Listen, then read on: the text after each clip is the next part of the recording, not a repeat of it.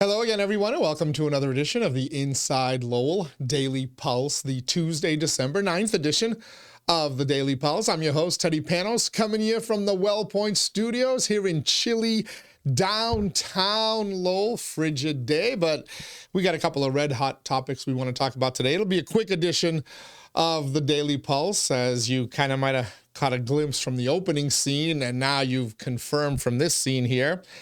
I'm in here in the studios all by my lonesome on this Tuesday, which means it is a special Trigger 'em Tuesday edition of the Daily Pulse, and I got a couple of things I want to share with you. First, let's thank our Daily Pulse sponsor, Ray Booten, licensed realtor in Mass and New Hampshire, certified appraiser in both states as well.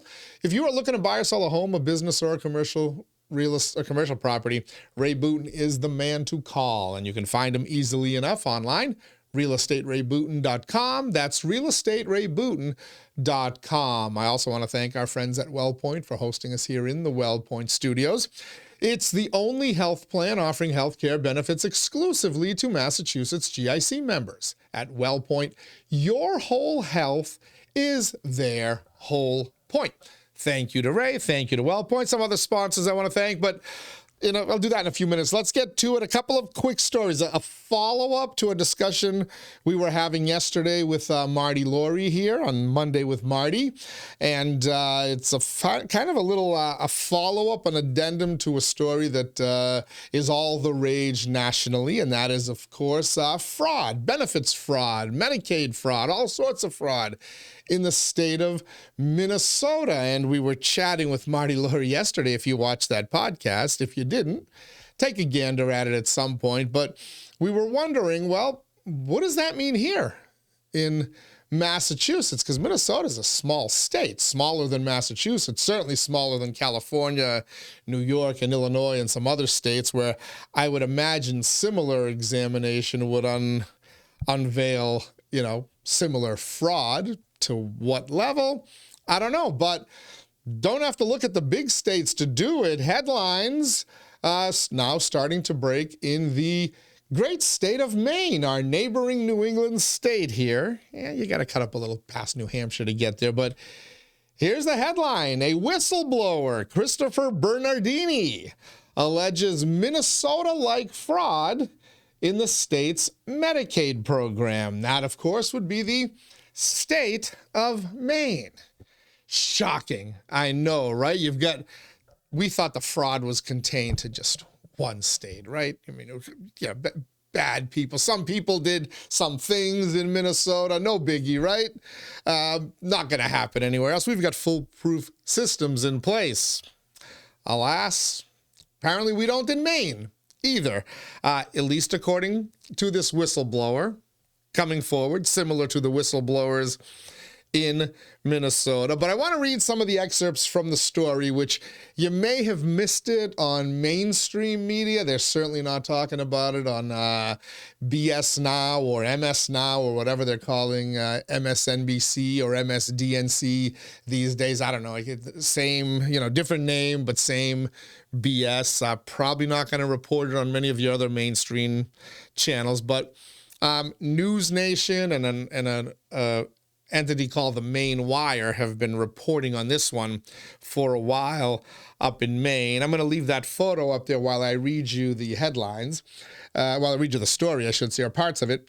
Taxpayers in Maine have been bilked out of millions of dollars from the state's Medicaid program, according to a whistleblower who in an interview with News Nation likened the case to a burgeoning scandal in Minnesota where people in the Somali community are accused of defrauding taxpayers of $1 billion meant for social services. Now, the Medicaid component is important, right? That's the money, that's the healthcare money that they're fighting about in Washington, D.C. It's why they shut down the government. It's why they may shut it down again going forward. We're going to have a couple of votes in the United States Senate over subsidies and Obamacare subsidies and whatnot. And healthcare is the big battle. It's the big battlefield going forward in Washington, D.C. So if we're going to have a battle over an issue, we should at least also battle over the fraud that is making healthcare so much more expensive and making everything so much more expensive for taxpayers who actually end up footing the bill. Medicaid is the money that taxpayers give to provide healthcare for people who have worked and are now retired, for far too many people who never worked and didn't retire because they had nothing to retire from, but they're still getting free health care. Here in Massachusetts, that would be Mass Health, where 27% of the money for Mass Health comes from the federal Medicaid program. Who is getting this money? Do they deserve to get the money? Are people fraudulently being billed? Back we go to Maine.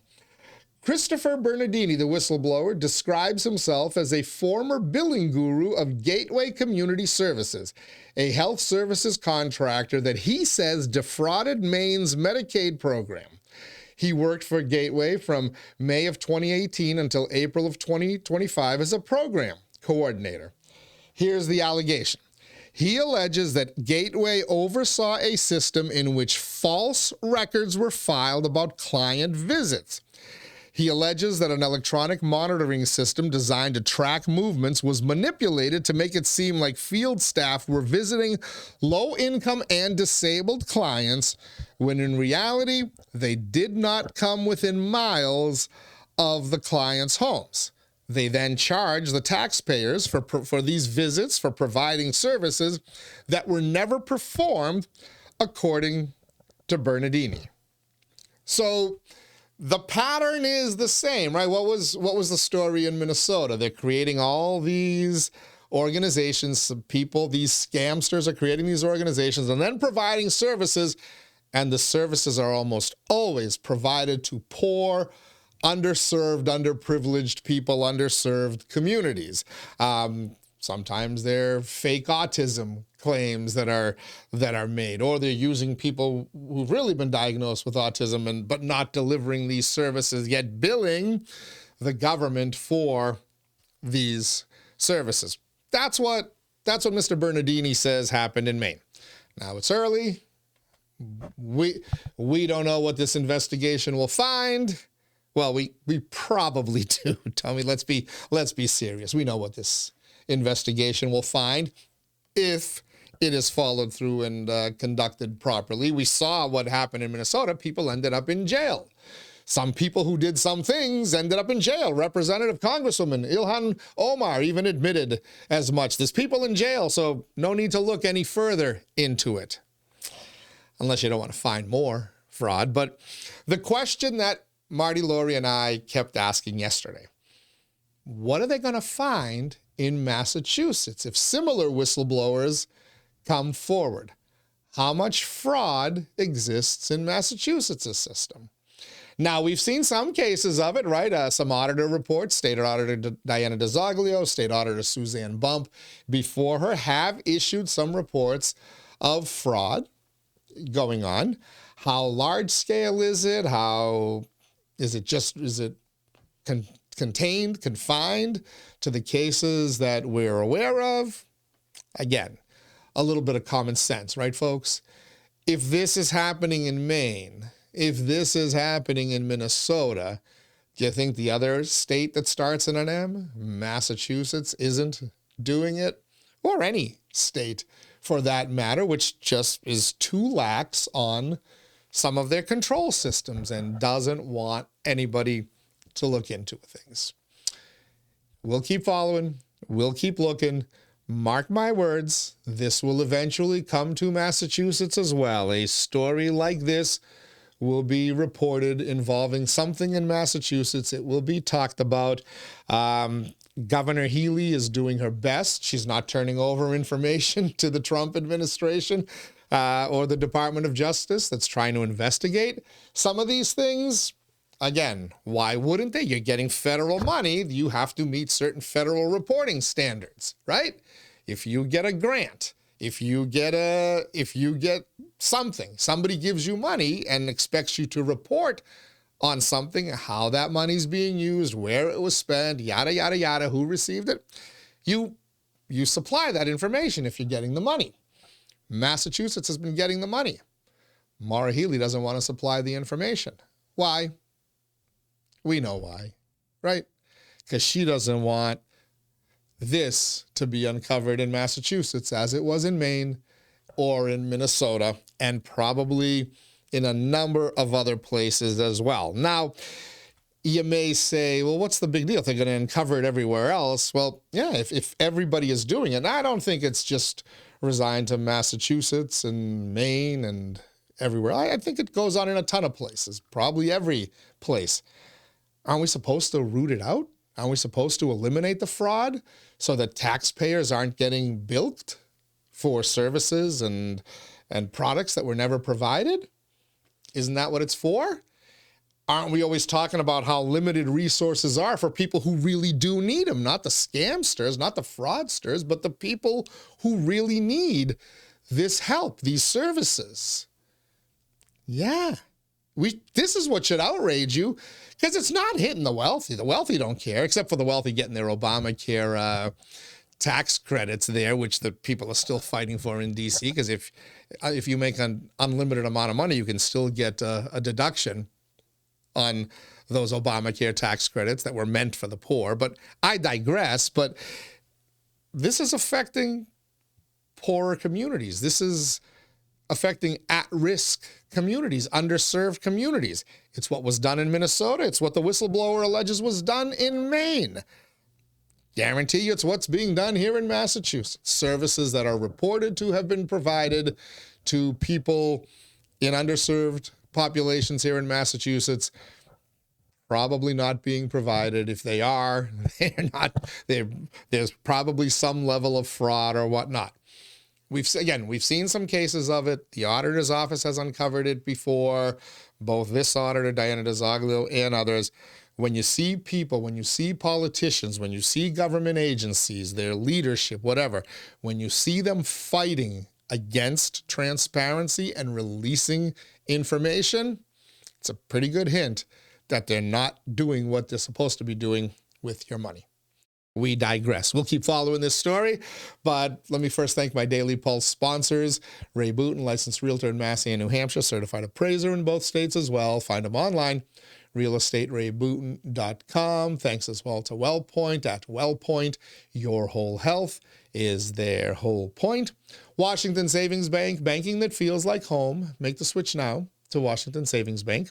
TMI Properties, TMI Cares, managing and developing their own properties for over 30 years. Experience the quality, the care, and the value of making TMI the choice for your home. Mahoney Oil, providing warmth and protection to generations of families since 1925, and by the Greater Lowell Community Foundation, improving the quality of life in our communities through strategic, impactful philanthropy. All right, that's our first story. Second story we're going to talk about today before wrapping it up, and I keep going back to this one, and there's a reason why I keep doing it, because, well, first, because people keep going back to this argument and trying to tell us that policies that are proven to have failed, they're somehow trying to tell you don't believe your eyes. They work.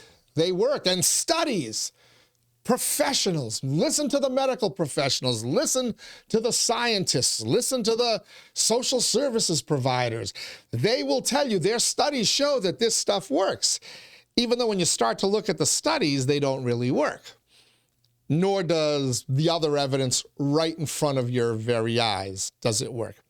What am I talking about? Well, something we've talked about an awful lot over the last couple of months here in Lowell as it became a hot button issue. Overdose prevention centers, OPCs, or safe injection sites, or shooting galleries, as some folks will call them. We're starting to win this battle, by the way. Those of you who are with me on this discussion, we're starting to win, because we're starting to get some of the so-called medical professionals to say, yeah, this isn't working. And they have no choice but to say it, because the evidence keeps piling up that this stuff doesn't work. Now, they'll still talk about other programs, harm reduction stuff and yada, yada, yada. But again, once you start to look into some of the information, into some of the data, some of the real world occurrences, as opposed to the studies from 20 years ago or the theoretical studies from a classroom, you realize it doesn't work. What am I talking about?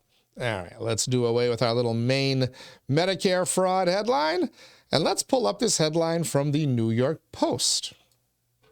And I talked about it again briefly with Marty Laurie yesterday, but the headline screams at you: at least 46 people rushed to the hospital from New York City's 2 overdose prevention centers, who says it doesn't know what happened to them. The overdose prevention centers, when asked, don't know what happened to these 46 people. Are they dead? Are they alive?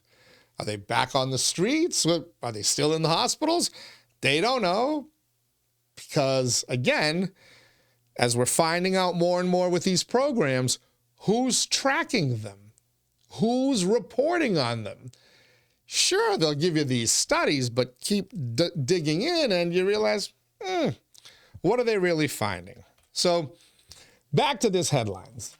Now, you got to love the Post, right? Read the first line of the first paragraph. New York City's 2 government-funded shooting galleries, as they call them. The headline says overdose prevention centers, but they'll tell you government-funded shooting galleries. By the way, government-funded, let's be clear, taxpayer-funded, you, me, anybody else who's paying taxes on anything. You're the ones funding this in New York City. There's 2 of these that are funded. They say the purpose is to prevent fatal overdoses, but here's the New York Post again. At least 46 junkies, it says, people. We're not going to call them junkies. We're going to call them people. Had to be rushed by ambulance to the nearest hospital in cardiac arrest or with life-threatening strokes or seizures, according to records. 46 people at these safe injection sites, overdose prevention sites, rushed to hospitals, cardiac arrest, heart attacks, heart stopped working, strokes, seizures, everything else. What a shock, right? You inject poison into your body and bad things happen. You sanction it, you sit there and you watch and supervise the injection of bad poisons into your body. These things are still going to happen, are they not? But there's some other stuff in this story that jumped out. So you saw the headlines, the On Point. On Point is the organization that runs these 2 overdose prevention centers. I'll continue to use the preferred language of the advocates of this because I want you to understand that even this language is silly. It does no such thing. And it just, well, let's be honest, it just makes money for a whole bunch of folks. So where are these 2 on-point overdose prevention centers in New York City? One is located in Harlem, and the other one is located in Washington Heights. I made some notes here of the story, but some of it, you can see it right there. There it is in the New York Post reporting there. The 2 so-called safe injection sites in Harlem and Washington Heights. Says it doesn't even keep track of what happened to these people or if they died, which is an oversight that critics are slamming. Now, remember, you listen to the advocates of this. Oh, we're very carefully monitoring them so this doesn't happen. We're tracking the death. The outcomes are great. Does that look like a good outcome to you? Sure, you could say, well, they didn't die if you don't know that they died. Yeah, I guess you don't have to report that they died if you're not really following it up. Let's look at some other numbers here, though, okay? First, Harlem and Washington Heights. You familiar with New York City? They're not in the Village.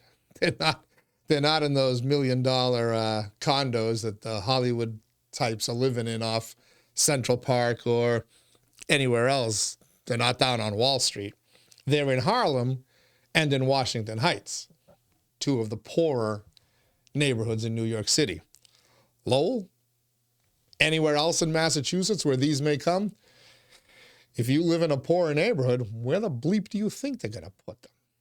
They're not going to Andover. They're not going to Concord and Carlisle. Probably not going to go to Brookline. Probably not going to go anywhere where the beautiful people live. Certainly not Martha's Vineyard or Nantucket. No. We're We're going to put him in Massachusetts' version of Harlem and Washington Heights. Here in Lowell, if you live in the Acre, if you live in the downtown, the edges where they kind of shuffle the poverty, if you live in the lower Highlands, maybe if you live in lower Centerville, this is where they're going to go.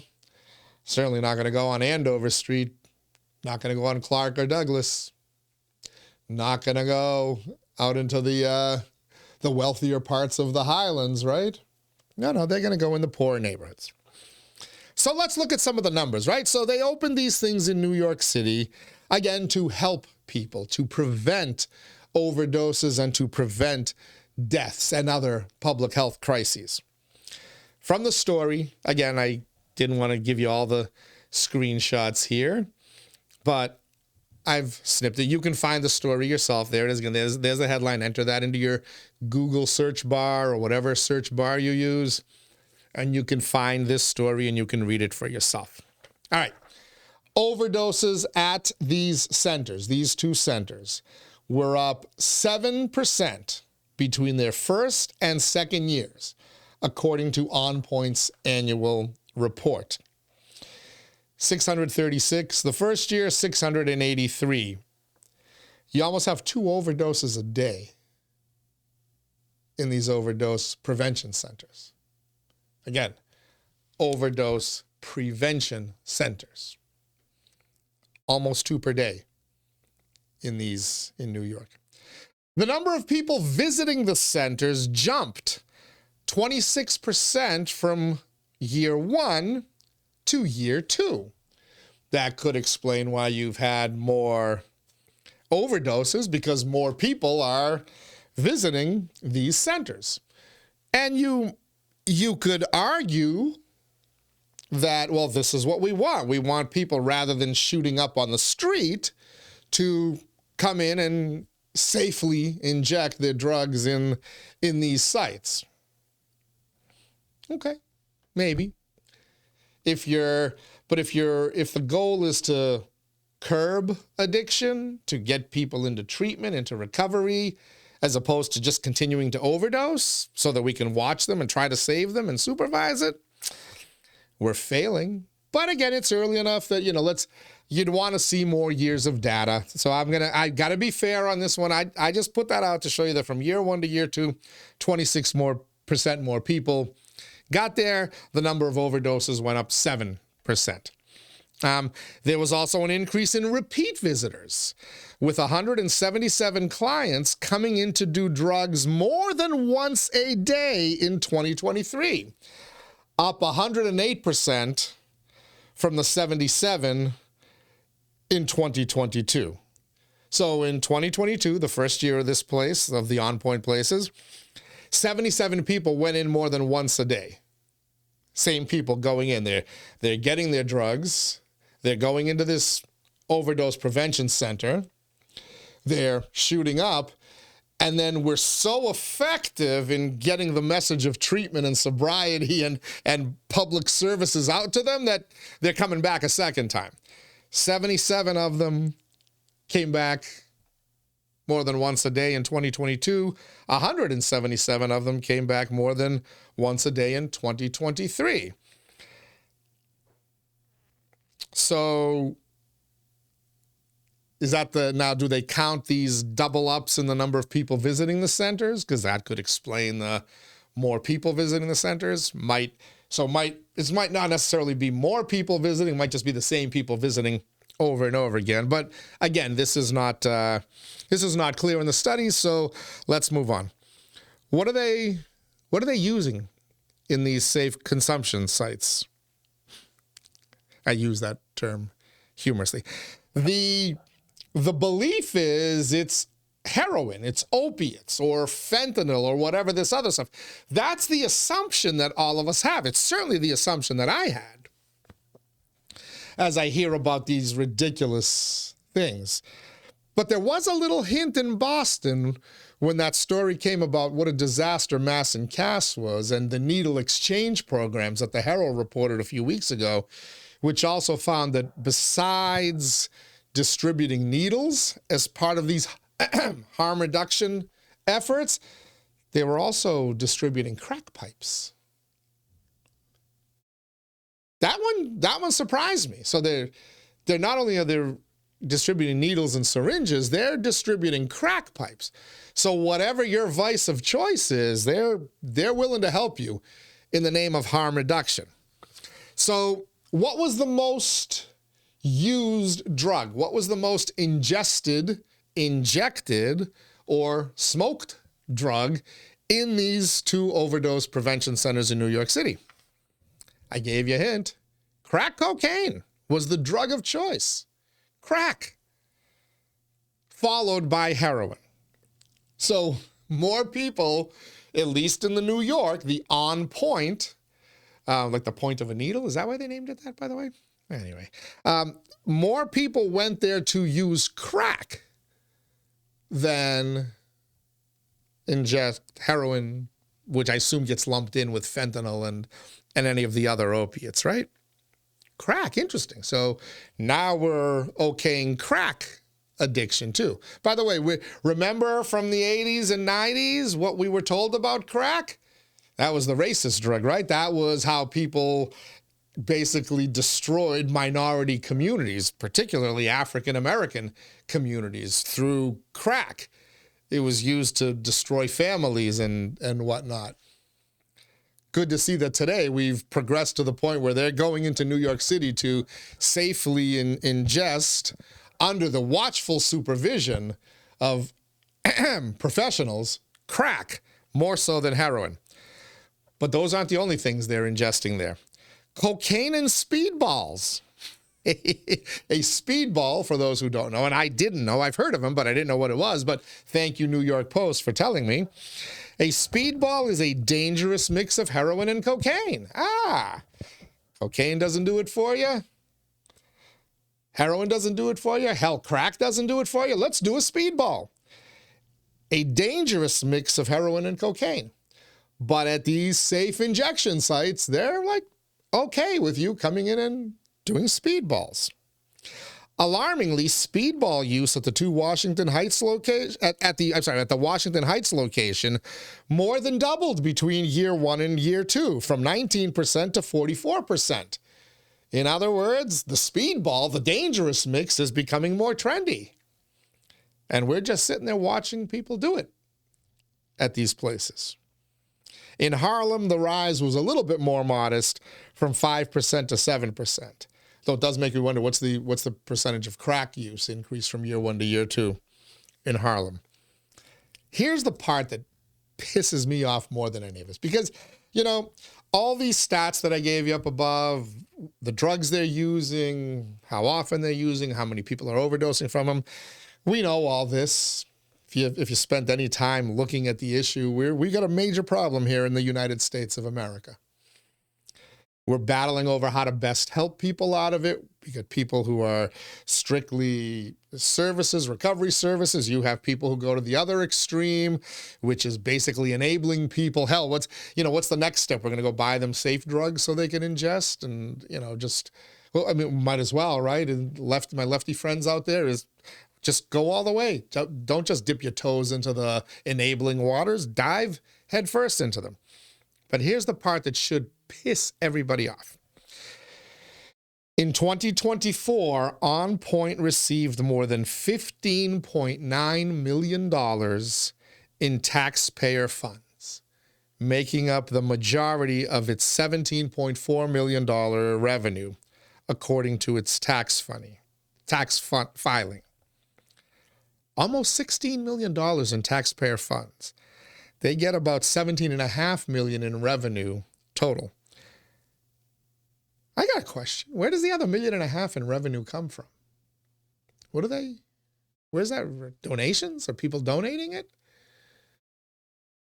They termed it revenue, so that could be charitable contributions, but either way, like 90% of their money comes from taxpayer dollars to the tune of $16 million. How does that $16 million, $15.9 million, compare to the first year, 2022, when safe injection sites opened?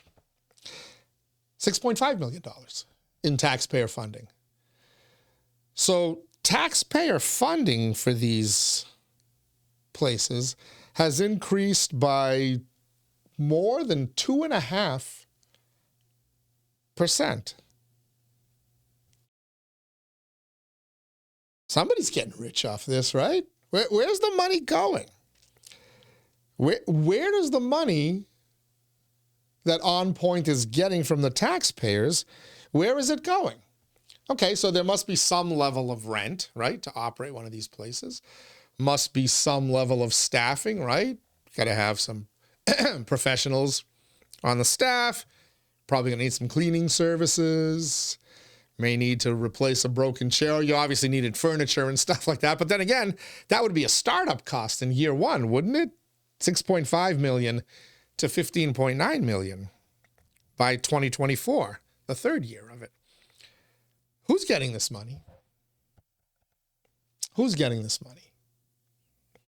What are we getting for our money as taxpayers? Or in this particular case, what are the taxpayers of New York getting? Now, granted, this story can play itself out here in Massachusetts as well.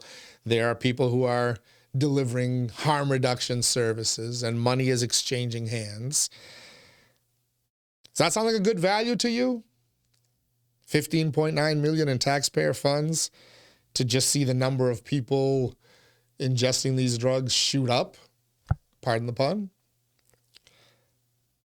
Smoke crack. Do speedballs. Does it sound to anybody like we're making a difference? Again, a real world example, right? Because when I first brought this up, when City Councilor Corey Robinson, Lowell City Councilor Corey Robinson first brought it up, everybody's, oh no, these things work. They're proven to have worked. Science shows that these things work. And I kept thinking to myself, I have not seen that science. So I started looking into it, and I saw some studies from, 20 years ago, 15 years ago. When you look a little bit closer into the studies, it doesn't appear that they do what people are telling you that they do. But, sometimes you just kind of have to believe your own lying eyes, don't you, folks? I mean, look around you. Does it look like what these harm reduction measures are working? Whether it's a needle exchange program or a safe injection site or anything else that they're doing. They tell you the needle reduction programs or the needle distribution programs are reducing the instances of AIDS and hepatitis, which sure they might be, but are they doing it long term? Because ultimately, if you engage in risky behaviors, no matter how much you try to mitigate the dangers of those risky behaviors, you eventually, the more you roll the dice, the more you're likely to hit craps, right? So, final couple of stats here. The report notes, and this points to what I was just talking about. Do we really believe these studies? Can we really believe these studies? The report notes that 14% of the patients at these New York City on-point sites, quote, received services related to buprenorphine, which is a treatment for opioid addiction, which includes education, screening, and counseling, but doesn't break down the number to say how many actually agreed to receive treatment. According to one of the critics, quote, that could just mean that they were given a brochure. They're not demonstrating they're getting people into recovery, which is the best case scenario of services like this. That's the heart of the matter right there. Are these studies, are these stats, are they really effective? Or does we got people, we exposed people to these services, something as simple as handing them a freaking brochure? Because it appears that's what one critic is saying in New York City on Point. Would you doubt it? Would you doubt it? I don't. I believe this critic. I've believed for a long time that all these fancy studies and surveys and whatnot, and these little statistics that they pour out to tell you that this stuff works, I've believed they're doctored. I believe they're not accurate. And I believe that they're being done so because there are some people making money. Some people did some things on 9/11. Some people did some things in Minnesota. Some people are making some money off of other people's addiction and misery. 14% of people received services. Those services could be as simple as a brochure, but 14% of those people received services. Let's do away with this headline. Let's do this headline. The Maine whistleblower, what did he tell you? What did the Minnesota whistleblowers tell you? They told you that people supposedly received services and never did. But some people received an awful lot of money. Is that what this New York Overdose Prevention Center is all about? Do they tell you about services received when no services are really received? The only thing received is money. Again, I have no concrete proof other than to tell you that people did go to jail in Minnesota for delivering services that they never delivered. Is it really that much of a stretch of the imagination to think that people in the harm reduction industry, the supposed harm reduction industry, are also basically just profiteering off the taxpayers? For 46 people to be rushed by ambulance from an overdose prevention center in New York City, from two of them combined, the one in Washington Heights and the one in Harlem, New York City, New York State taxpayers contributed $15.9 million in taxpayer funds. Follow the money, folks. Follow the money. When it comes to safe injection sites, overdose prevention centers, or yes, shooting galleries, and even Medicare and Medicaid fraud, always follow the money. All right, that does it for today's Inside Lowell Daily Pulse. Tomorrow, former Lowell Mayor Bill Samaras will join us. It's the morning after the Lowell City Council meeting. Going to be a little bit more talk about the Lowell High School project and whether the city needs to fire the people overseeing it now and bring in somebody on their own to oversee it. We'll certainly talk about that with former Mayor Samaras. Don't forget, every day, the Daily Pulse drops at noon, except on Fridays when we go live, usually at 10 a.m., which we will do again this Friday with the Pod Squad and the fabulous Lindsay. So it's the show that keeps its finger on the pulse of Lowell and the world around it. It's the Daily Pulse. I'm your host, Teddy Panos. Thank you for joining me today on this Tuesday, December 9th.